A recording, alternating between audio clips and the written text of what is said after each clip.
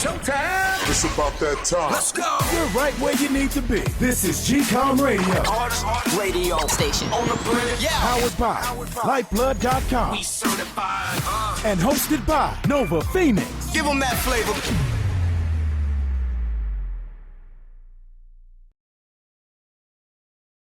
Hey. What is the deal? What is going on? What is the happenings? All the what's that I could give to you guys this week. Man, I'm glad I'm talking on this mic right now. And this show is going to be a short one. Well, I guess as short as I can make it. I just wanted to do a short one because it was Mother's Day last weekend, and I was kind of chilling out, spending time with the fam as much as I could. And to tell you the truth, I superly suck when it comes to holidays. So I'm not going to try to front like, it was all the special day and all that. But if I could give my time and just chill out and just relax with the fam on Mother's Day and whatever I can do. Because I'm always like, I got the computer strapped to my head all the time. I tell you, man, whenever someone calls and say, hey, how's Uncle such and such, everybody already knows the answer. I'm on my computer. I'm always on the computer. Like, I'm always like brainstorming and things like that. But this one is going to be a short one because I was chilling out last week. I guess 45 minutes, I guess. I just wanted to rap to you guys and just keep a show going, keep the content going on all platforms and, staying dedicated and to what I do here because I really love giving you guys a show every week, whether you like it or not. To all my haters and my supporters. So, all right, let's just get this going. Let's rock and roll. I am your host, Nova Phoenix, right here on GCOM Radio on iHeartRadio. And we're going to just get right into these opening mentions, which is only going to be for this show. Everything's going to be stripped down, So the first thing that I saw, Facebook and Zuckerberg, man, what is going on? So it seems like Facebook and Zuckerberg is having a problem because they're trying to figure out what they're going to do with this guy, Trump, whether to let him on or let him off. I thought Trump started Parlay, and that's that ultra right-wing site that got kicked off, especially what happened on January 6th, because, of course, for obvious reasons, for treasonous reasons, why they got knocked off and no companies were dealing with them. Now, it's things have slightly cooled in some ways, I guess, in terms of what the media is covering. Supposedly, they're still going after these people that ran up in the building, in the Capitol building, and they're still pressing charges. Some of them are slaps on the wrist because you have to say some of these judges are pro-Trump and dug everything that was happening.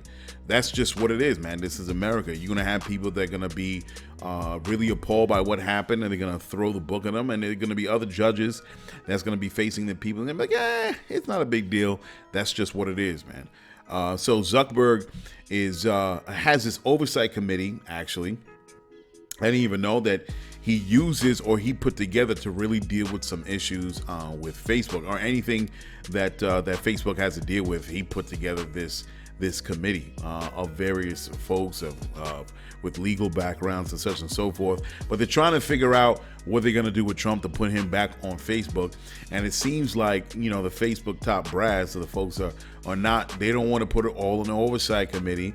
And they say, it's time for Zuckerberg to try to stop escaping the business that he needs to take care of with Facebook and deal with this situation with Trump. So who knows how it's gonna happen. But I kind of understand where Facebook is coming from with putting together that committee, not just from trying to avoid public blowback from whatever decisions that he's trying to make, but I kind of get it because you can't leave it all on just Zuckerberg himself. It's good to have about 6 to 8 minds, whatever, just to discuss things that's going on with the brand, with the company. And that's apart from the shareholders. The shareholders don't care nothing but the money, so you can't go to the shareholders. They don't really give a damn about all the I guess the politics and issues that are dealing with. That's why you have this group of people. But at some point, Zuckerberg gotta, kind of like stop tucking his tail between his legs and come down with a decision. So, Who knows? And you know what? Even though the oversight committee has no legal enforceable powers to push forward anything as far as what goes on with Facebook, it's good to have. I think it's a good idea, but at some point, Zuckerberg gotta, man up and deal with the situation. I think Facebook. Is Facebook going anywhere? I don't think it's going anywhere because they're making sure they don't go anywhere. I tell you. But I think, like I said, I think Facebook is kind of like a soulless husk, man. And a lot of people that I'm seeing that are still using Facebook don't like where Facebook is going. They really hate it. Everything with the algorithms of them, their messages are not getting out. Whatever they're posting is not getting to all of their friends. With things that's happening with kind of mining all the data, their personal data, and quote unquote using it for to try to fine tune the ads and whatever they want to throw in front of their users. And people are kind of tired of it, man. So I don't know what's the deal with Facebook. I think we need a fresh start. And Facebook don't want to hear that, but I think we need a fresh start, man, because it's just. I don't know. It's just so. I don't know. It just lacks any spirit to me. Facebook. I still use Facebook every once in a while. I only use Facebook to post my show to the people that I'm connected with. That's all I use. I don't really talk too much on Facebook. If anything, I still use like IG. So you can call IG Facebook, but I don't really use Facebook like that, man. I don't think it's going anywhere. I mean, they have some great ideas, great features, but I think it just doesn't do anything for me anymore. And I think they missed the mark. They missed the entire point because Facebook, everything that it is, it can be more. And I'm not going to explain it because I'm not trying to give anybody any ideas. I'm not trying to give Mark or any one of his minions any ideas. But I think Facebook misses the point, man. They just they missed I swear they couldn't hit the broadside of a barn when it comes to trying to bolster or reimagine the brand. So hey, man, more power to Facebook. Who knows? I know I'm going to come up on it sooner or later. Come on, yeah, man. Yes, next one is Chauvin's lawyers, man. Chauvin's lawyers are trying to appeal the case because they found one of the jurors in some video, some BLM rally, and I think that's totally stupid. I'm like, come on, bro. There's no escaping this, man. You got the whole entire justice system on your shoulders. When it works, folks. They put it down on them. So I don't know what they were trying to. Man, even that judge is mad suspect. That judge was throwing them an assist when it came to what's that when she was trying to say this is old news by now when. Maxine Waters was talking about, the protesters got to go hard if the verdict doesn't come up the way, and the judge was trying to like, yo, you can appeal. I'm like, what? Yo, my laser focus was on that judge when he said that nonsense. I'm like, oh yeah, okay, I see what you're doing. So now you put the battery in the back of Chauvin's lawyers, and they're trying to appeal the case with this whole this juror trying to when he was at some rally. See, my cat's going off. He wants to say something. Oh, kitty. Let me tell you something. My cat, my wife takes a cat. I got a Bengal cat. Takes a Pocky. His name is Paka Khan. My cat, and I call him, Pocky or Pocky, whatever. So he takes a cat to my kid's school. Yo, it turns out that this cat is the talk of the town, man. Like, people want to see him. Like, I didn't even think it was a big deal. I got the principal running over to see the runner trying to grab somebody, and as part of the staff, hey, you got to see this cat. I'm like, really? Parker's getting attention like that. Yo, Parker's mad famous at this school, man. He's just a cat. Jesus, a lot of kids want to see him. I don't know. It sounds like they want to make him the official school mascot. It's crazy. But he's getting crazy attention. I love my cat, man. I love him. I gave away my last cat, man. I had a cat. I called him Shade, and he was kind of like a grayish with white feet. And he had a white snout. I believe I got pictures of him. He was a grayish cat, and got him at of course, at a pet store. And I had him give him back, man. I had to give him back. Like, me and wife moved back to my mother's just to save some money, whatever like that. And, you know, my mother doesn't like cats. My mother doesn't like cats, and I had to give my cat away, man. I love that cat, Shady. Man, he hated any new company. He took a beeline for underneath the sink. My cat, but if he got used to you, he would come out and play with you and stuff like that. But yeah, I love that cat, Shade. I had to give him back. And you know, I regret it. So now that I have this cat, and I love this cat even more, yeah, this cat's coming to me. Yo, me, you, Pocky, we going to right to the ends of the earth, bro. Yeah, this cat ain't going nowhere. I love this cat, man. But yeah, this cat is the business and my kid's cool. Yeah, what's the next thing? Yeah, Japanese NBA star Rui Hachimura stating that he's getting a lot of racist messages especially from a lot of Japanese people. He's half black, half Japanese, I think it is. And so this dude saying it is what it is. He hoping people would support him, and you know, it's unfortunate that people from Japan are sending him hateful messages. I'm sure he's getting a lot of love, but you know, it's unfortunate that, you know, people act this way, you know. As far as social media is concerned, it's coming out that a lot of Asian folk allegedly are donating to the Proud Boys, this racist group in America, that they were also part of the January 6th mob that was trying to run up in the Capitol building. And you know, certain social media folks and independent podcasters are saying that it's effed up, that you know this you know, you look, they're pretty much saying like, look, see what happens, we can't trust nobody, we can't trust the Asians is supporting the Proud Boys. And listen, I saw this thing, and I think I saw it on Barry Bloggery or something like that, the Shade Room, and I pretty much said, yo, you got to be careful with what you post, because they said in the post that, you know, allegedly that some Asians are donating to the Proud Boys from specific sources. I'm like, listen, if you're gonna say something like that, you got to come with receipts, man. Because I understand propaganda, and I can understand how you can use information to pit one group against the other. Black people know this. I said this on the show before with COINTELPRO, a counterintelligence program that was used against a lot of the Black Power movements back in the late 60s, 70s. And they use it to create divisions amongst these political organizations.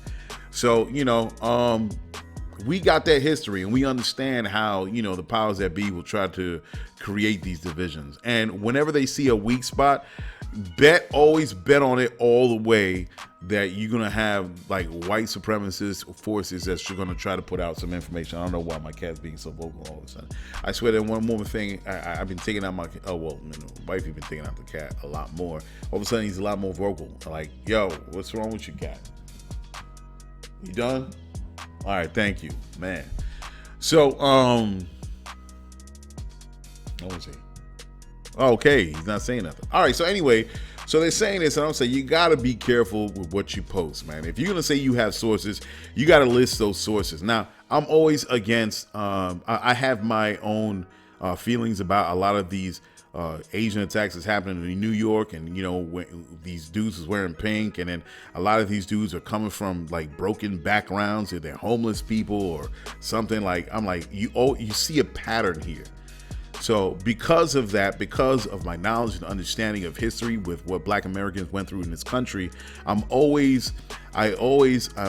very skeptical of what I see, especially on major news media. Now, especially what I said on the last show with there was a black dude fighting an Asian dude, and the news went around saying that this guy, they were searching for him for anti-Asian hate or whatever, and it turns out that the Asian dude said the word nigga to the black dude. So, you know, it's funny how they will twist this information to try to build up the enemy or create some sort of an enemy figure in the black population, or to pit the black folk against the Asian folk communities in New York. So I got my eye on everything that's happening, but I will also critique what these social media sites would do with information as far as, a lot of Asians are donating the problem. Like, nah, man, let's not start that, man. Let's not get carried away with this information. And there are a lot of independent black news podcasters, people in media that will try to play that up.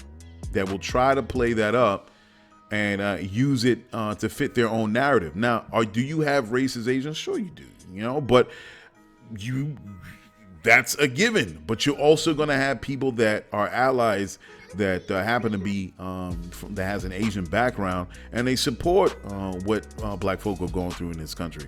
So I hate when they'll try to use something to fit the narrative or fit their message so they can reinforce what they're saying to the people. And I even hate even more when I see the comments and people are co-signing like, yeah, see those Asians are funny. I'm like, come on, man.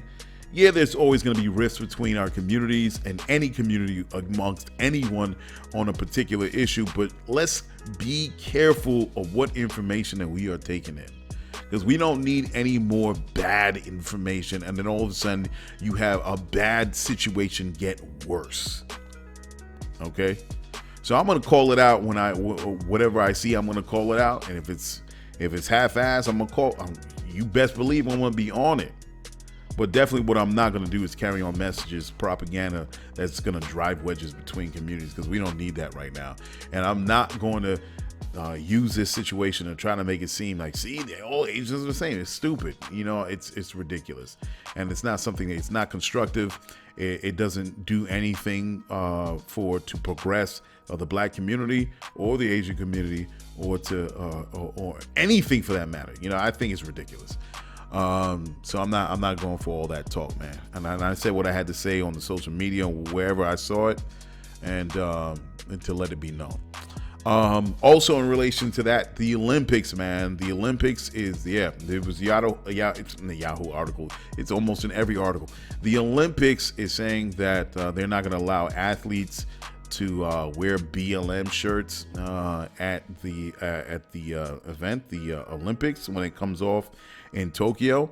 And again, this is how things can run away from himself. There's a lot of people, you got to read these comments. People don't read articles. Now, am I saying, is it messed up? Sure, it's messed up. But again, people are going to only go with things that fits their own belief system.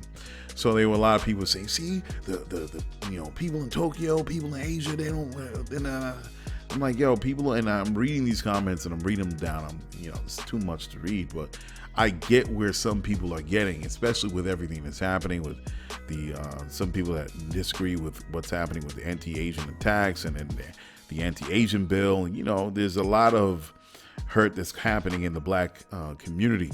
So sometimes black people are triggered. We are triggered. Yes.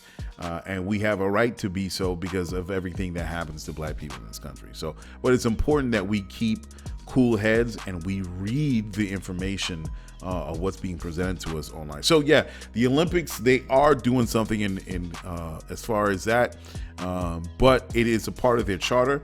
Is it connected to the brothers that raised their fists with the leather gloves back in the 60s? I don't know, but it's in their charter. And actually in their charter, if I actually went to Olympics.com, you guys could go there too, and I read their charter. Now, their charter on page 90, it says that, let me see if I go to page 90. It says, okay, advertising, demonstrations, and propaganda on page 90 of the Olympic Charter. It says, number one, except as may be authorized by the IOC. The IOC is the International Olympics Committee. Executive board, on an exceptional basis, no form of advertising or other publicity shall be allowed in and above the stadia, venues and other competition areas which are considered as part of the Olympic sites, commercial installations and advertising sign, blah, blah, blah, blah. That's not what I'm trying to get to. Okay, so number two, no kind of demonstration of political, religious, or racial propaganda is permitted in any Olympic sites, venues, or other areas. What's it say? No form of publicity or propaganda, commercial or otherwise, may appear on persons, on sportswear, accessories, or more generally on any article of clothing or equipment whatsoever worn or used by all competitors, team officials, other team personnel, and other participants in the Olympic Games, except for identification as defined in paragraph 8 below. Blah, blah, blah, blah, blah, blah. So you get where it's coming from. So, all right. So this is part of the charter. Now, of course, that also involves BLM. Now, a lot of these sites are going to play it up as far as putting BLM out there. There are a lot of organizations or a lot of people out there that are having their own personal issues in their country, and they definitely will use the platform. Okay, you know why my cat my cat hates getting locked out. He hates getting locked out. So right now he's locked out of a room and he's trying to call people. Let me see if I can hold on, folks. Give me a second one time. Okay, my bad, y'all. I had to step away and put my cat in the room to keep him. He's throwing me off, man. I'm trying to talk here and all hear meows and meows. Jesus Christ. Anyway, so the IOC is saying this. So and this goes for any issue that's happening in not just America, but any country around the world where, you know, we have socio-political issues that are happening. Now, the IOC is made up of representatives from every country around the world. And what they're saying is they came to this conclusion because they put out some poll. Let me see if I can pull this up here. Let me just shrink this. They said they came up with a poll, which is crazy. I'm like, wait a second. So you're going to leave it up to athletes to make a decision on issues that are going on around the world? So they pretty much said there was a poll of about 1,700 athletes that was put out, and they asked them, you know, is the Olympics a place for they said the IOC, and it says on this article, the IOC said it surveyed more than 3,500 athletes over the past year, and that 70% said, quote, not appropriate to demonstrate or express their views, unquote, on the field of play or at the opening or closing of ceremony. So it seems like, you know, the IOC is pushing this off on some sort of survey that they asked. And I'm like, really? So you're an organization with representatives from each one of your country. You know, hopefully you're open-minded and you're level-headed. And if you go to Olympics.com, their whole site is dedicated to supporting the full expression of one's humanity and any issues that, let me see if I could go to the Olympics. And everything that they're talking about goes against what they represent on their website when it comes, and they even mention it. And I went through it, and Beyond the Games. If you go to click Beyond the Games, let me see what they got here. So Beyond the Games, the Olympics supports culture and heritage, education, gender equality in sports, human rights, integrity, Olympic Day, Olympic solidarity, peace and development, refugees, sports and active society, sustainability, everything that's underneath those links. And it fully encompasses everything that humans are going through on this planet when it comes to injustices. Now, I understand how they could say these things. I understand it's a part of the charter, and yet they want to support all these issues that they have listed on their site. Now, they do say, let me see here. No. Now, they do say, I got like 4 articles with everything that's going on in this other article, because every article is going to say something different. Now, it does say that even though you can't express yourselves or you know, put on t-shirts or be out in the field with it, they are saying that you do have the opportunity to express your views in 3 bullet points. They say during press conferences and interviews in the mix zone in the International Broadcasting Center, IBC, or the Main Media Center, MMC, at team meetings, of course, and on digital or traditional media or any other platforms.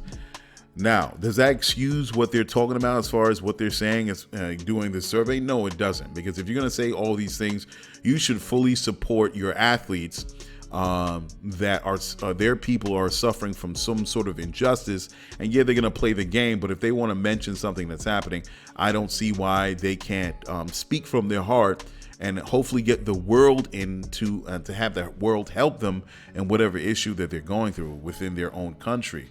Now, it's a part of the charter. I don't know when this started as far as what the words that they selected when it comes to keeping people from speaking about issues on the field. But I say it like this. I'm in my own way. I'm not going to say what athletes should do with their time, because they are saying that if they do find an athlete that's going to wear a shirt or something or other on the field that goes against their charter, they're going to figure out what the punishment will be, and that could be tossing them out of the game entirely, and the whole team will have to go home. Now, I'm not saying that, you know, effort and the athletes should just do what they want on the field to get their message heard, to get their voices heard. I'm not going to say that. That's something that that's going to have to be on that athlete. They're going to have to brood over it, think about it, and see, you know, how passionate they feel about it. I'm not going to say whether they should do it or whether they shouldn't do it, but that's a decision that has to be made with the team and with the athlete specifically. That's a deeply personal thing, and obviously it's a career changing decision that they will make when the Olympics does happen in Tokyo.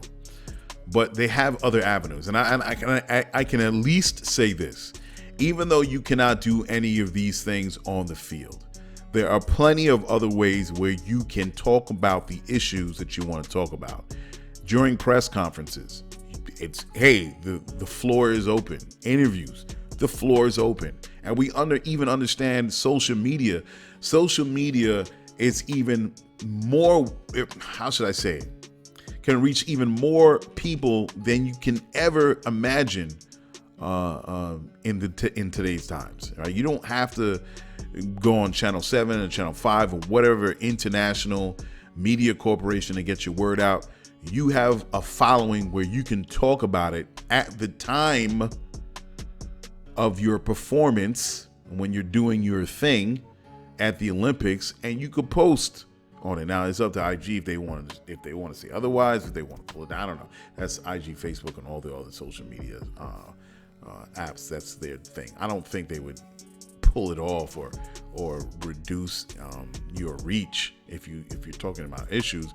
But that's who knows, that's a whole nother conversation. But you have other channels to get your word out. Now, we all know this because there are plenty of times major news media wants to not talk about something, and the only reason why they talk about something is because too many people are talking about it on social media, whether it's YouTube, IG, Twitter, whatever. They're like, damn, they can't avoid the 12,000 pound freaking dinosaur in the room that social media is, and so they have to talk about it, and it makes them look bad.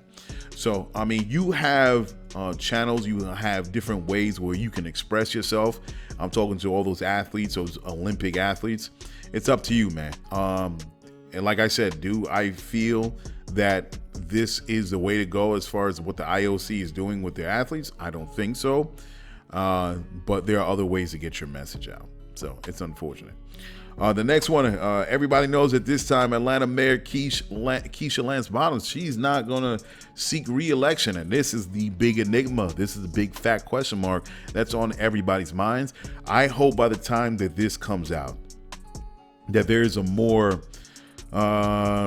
satisfying answer that the people can get when it comes to what Mayor Bottoms is doing, because she hasn't really said any particular reason why she's stepping down and not seeking re-election as mayor.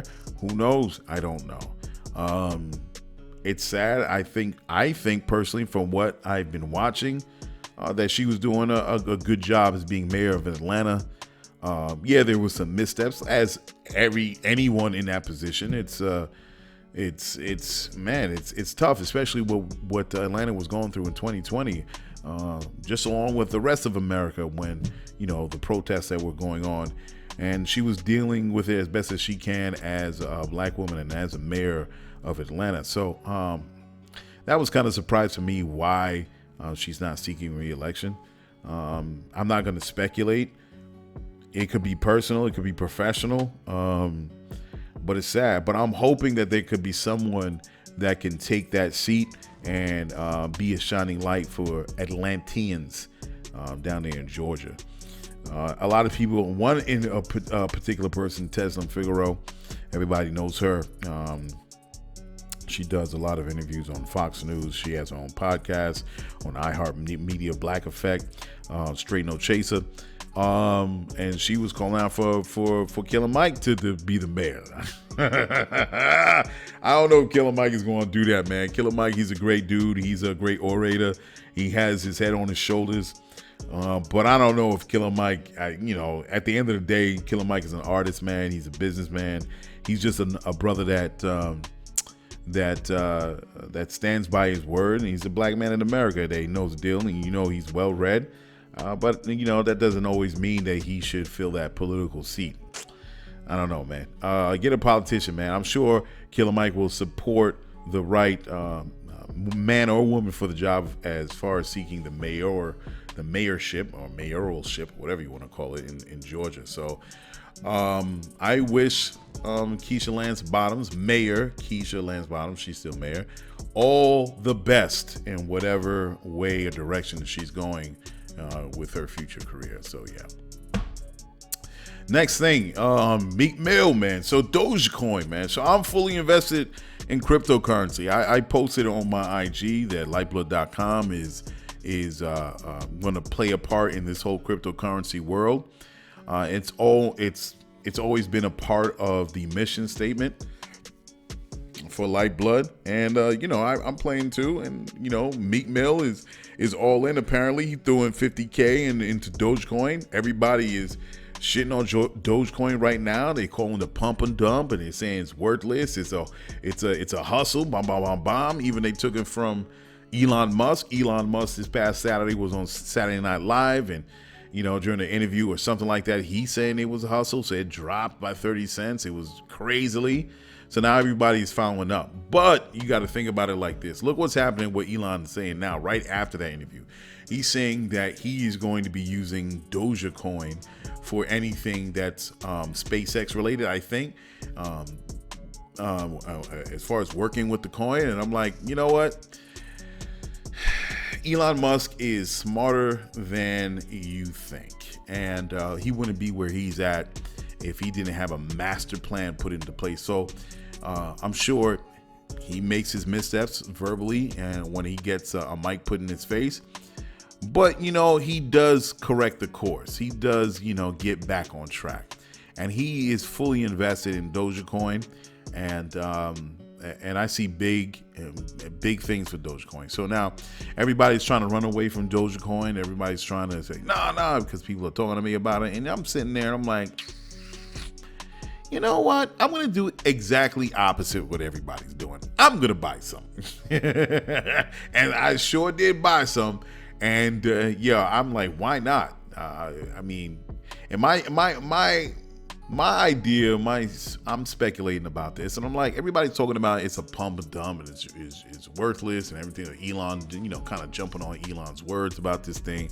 I'm like, what if these people are doing this on purpose?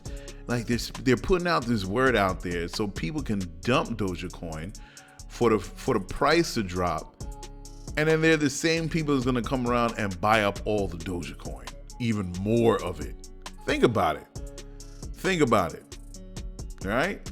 Because once Dogecoin jumps, I think it's at 50 cents right now. So imagine if you're going to buy like 100,000 and 50 at 50 cents. And then in 2 years, all of a sudden, you have freaking Dogecoin that's going to jump up to say, I'm not even going to go astronomical. What if it just gets to $500? You know how much money they're making if Dogecoin gets to that point? So I wouldn't be surprised. I'm thinking this. I'm like, nah, I'm not going for it. And I've always been the type of guy that if the crowd runs one way, I've always been the type to take the other direction. If everybody's doing one thing, I see it and I go the other way. I've always been like that in whatever that I've done, and whatever I've done in anything. I see it. I see the big map, and everybody's rushing over there, and I'm like, nah, I'll go over here, and that's what I did. I bought, and I'm gonna sit on it, and I'm gonna buy some more. So we'll see how that goes. Meek Mill, he's not stupid either. Hopefully he didn't pull out, and yeah. So, and matter of fact, one last thing, I spoke to somebody in a rap. We were talking about the crypto. And then he said, how much you got? And told him how much I had in there. He said, hey, guess what? Yeah, I got a little something. I saw his thing. I don't know what app he's using. He had $50,000 in there. I was like, what? He had $50,000 sitting in his app. I was like, yo, how'd you get into that point, bro? How you holding on to that cake? He's like, yo, I bought Ethereum early when it was like $50 or $20 or something like that. He said, I bought it early. And I was like, what? He's like, yeah, I sold it for a couple thousand. And then when it kept on going up, I bought back into it. And now I'm holding it. He got like 51,000 sitting in his app. I'm like, yo. So, and I've heard some other people are making some change off of this crypto. So I see crypto as the digital Wall Street, man. So, and a lot of these tokens and cryptos, they have different designs, different purposes. In whatever capacity they have, and I'm all for it. Some are going to work, some are not. We'll see how it plays out. So anyway, so moving on, last few things before I get out of here. Biden say he's going to go for that multi-trillion-dollar economic plan for infrastructure, education, social protection, blah, blah, blah, blah, blah. And through that, he wants to raise the corporate tax. And then got a lot of people is crying. A lot of people are crying. So Biden wants to raise it from 21% where it's at now to 28%. And people are like, oh my God, I can't believe he wants to do this. This is ridiculous. It's highway robbery. I'm like, slow down, partner. Slow down. It's not that serious. It's not that serious. A lot of people are just, making up, oh my God, just a bunch of babies. Now, with the Trump tax plan that passed before, you know what the corporate tax rate was before the Trump tax plan? It was 35%. Biden wants to raise it to 28%. The corporate people are still coming off because it's not what it originally was. So it went from 35% down to 21%. Biden wants to raise it up to 28%. Y'all still getting up. Stop freaking Jesus, man. Oh my God, man. Just pull up your pants. Jeez. Crying for no reason. Now, I say sometimes when I talk to people, I'm like, you really got to pay attention to how these things are happening, because everybody's always talking about where is this money coming from. Of course, it's going to come from the people. Blah, blah, blah, blah, blah. It's going to come from our taxes. Yeah, of course. And in the Trump tax plan, even though the corporate tax rate went down, the actual people, the middle class, their tax rate is going to go up over a period of time. It's kind of like the boiling frog situation. The water gets warmer and warmer with the frog in it to the point where it's boiling hot, and then the frog doesn't realize it, and all of a sudden the frog is cooked. You got some fresh frog's legs for the next hungry customer. So yeah, it's kind of like the taxes is kind of like that when it does what they do to people. Now I say that because I was talking to a gentleman and I was like, yo man, they taxing you anyway. He's like, what are you talking about? I'm like, bro, you got to pay attention to this Trump tax plan. They're taxing you anyway. Matter of fact, not only are they going to tax you over a longer period of time, they're taking a whole chunk out of you by another way. He's like, huh? What? I said, yo, bro, they taking your money out of your house. I'm like, he was a homeowner. I was like, yo, bro, it's your property tax. And when you go to do your taxes and you could get a deductible on your property tax, all right? Of course, it was $15,000 cap when you filed your taxes for your house. That's the maximum you could get back. And now because of the Trump tax plan, it got down to $10,000. So instead of being able to claim $15,000 when you do your taxes, when you file with your house, now the cap is $10,000. They reverse tax you. They reverse. Instead of taking money out of your pocket through taxing, they reverse tax you, because now that you could claim less, they're keeping more. So that's in a way how they're getting money. He didn't believe, nah, it's impossible. And he was a Trump guy too. And I'm talking to him. I'm like, I'll tell you. I'm like, bro, I'll get you that information. So the next day I went to him, like, I say, yo, bro, I got the information about this Trump tax plan with the corporate tax rate, everything. And he's like, yo, where'd you get it from? And I guess he was expecting me to tell him some like crazy, like, you know, some site that he's like, that's alternative facts. I'm like, no, bro, I got it from irs.gov. You know, I think I talked about this on the show before. I was like, yeah, irs.gov, man. Listen, they're reverse taxing you anyway.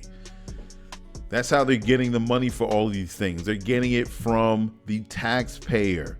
You're getting less back. Actually, I'm talking to a few people and they're ending up owing. He said, man, I don't understand. I used to get 3 or 4 G's back. Now I got owe money. I'm like, and there was a lot of people. No, I can't say a lot of people, but 3 or 4 people that I spoke to just random. And he was like, yo, now I owe money. Hey, man.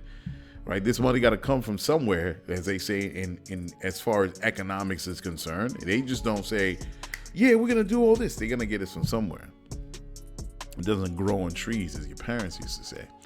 Last but not least, before we get out of here, the Texas. Yo, what's going on with Texas? Y'all, Texans is straight wilding. Yo, Texas politicians is wilding. Yo, so they just passed a bill that people will be able to purchase a firearm without a license.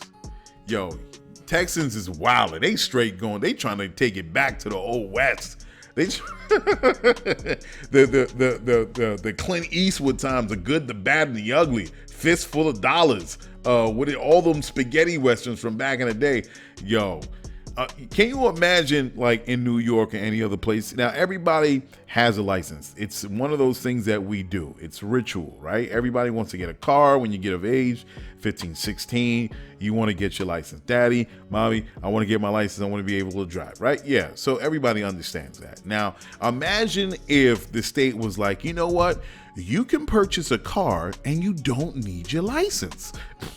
Yo, do you understand the mayhem on these streets? The mayhem. People that don't even know how to drive, didn't take one lesson, nothing. They just going out to the local freaking car sales, car retail shop, and they're gonna buy a car. Sure, I want that car right there, right? Just giving it to them, and they're gonna go on the road with a Henny engine, and they just want to tool around in that thing. Yo, listen. Car deaths have gone down over the years, over the decades. You know why? Because there was responsible people that actually said, this is what we need to do in order to save lives. When it comes to drinking alcohol, when it comes to safety belts, when it comes to how we map out our roads, how to take a left, how to take a right, flow of traffic, all of these things. It was like, okay, we got to do something and we have to make it law. And it has worked. We have a reduction in deaths when it comes to car crashes. Fender benders do happen, but the way they used to, it doesn't happen anymore. Now, how can we have responsible people reduce the deaths, and when it comes to the car industry and all these things we want to put in place, but when it comes to guns, all that shit, common sense goes right out the window. What? Yo, Texas politics. Yo, I've been in Texas before. Great state. I love Texas. It's open, it's wide. I love the weather. Everything about Texas I really like. But y'all is bugging. Now, I'm a pro gun person. I'm all for guns. I think New York is too strict on guns. But, you know, it is what it is. This is where I live, in New York. So, you know, as soon as I go down south and I move, I'm getting my guns, right? I'm going to do that. I'm a gun owner like everybody else. My pop owns guns. He owns several. Okay? So I'm with him, man. And so when I visit him, I'm going to let off some shots in the backyard. I'm all down for it. But come on, Texas. Come on. I don't know, man. Y'all got to deal with your opioids over there, because obviously them politicians is way hung over on them damn opioids, because they is straight tripping. Yo, anyway. All right, folks. I'm going to get out of here. Thank you for just listening to this short joint. I'm going to see you guys next week. Happy Mother's Day. Belated Mother's Day, of course, by the time this aired. To all the mothers out there, to my wife, to my sister-in-law, to my mother, to everyone that's out there that got kids, man, we do appreciate y'all. Everything, the sacrifices that you do, we love you for everything you've done. All right, so thanks guys for listening. Make sure you sign up for Lyfeblood.com. Be a part of this world, as I always say. Share $1, man. Just $1 with someone that you really dig for whatever they're doing, man. We're trying to create a new world here. You know what I'm talking about. If you've been listening to me this long, you know what I'm talking about. So I'll see you guys next week with a full show. I appreciate it. I'm out. Check it. You just listened to GCOM Radio, powered by Lyfeblood.com for the global community. We worldwide, baby. See you in the next go round. From right here to your town, we out.